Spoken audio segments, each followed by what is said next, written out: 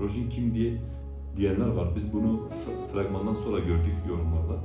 Oraya gelen izleyici Rojin'i tanıyor, Rojin'in ailesini tanıyor.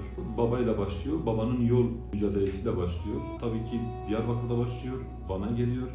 Van'dan Ankara'ya gidiyor, meclise gidiyor, Adalet Bakanlığı'na gidiyor. Rojin'in okul arkadaşları, avukatları, adli tıp doktoru, psikologlar, sanatçılar. Çünkü Rojin'le ilgili biliyorsunuz bayağı bir eserler yapıldı, şarkılar yapıldı.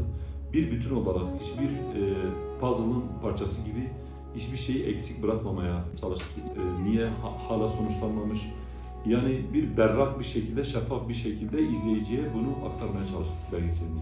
Burada da çekimler esnasında da bayağı engellemelerle karşılaştık ama biz hiçbir şekilde çizdiğimiz yoldan vazgeçmedik. Yani bu projeyi yapacağız dedik. Ailenin de desteğiyle yaptık.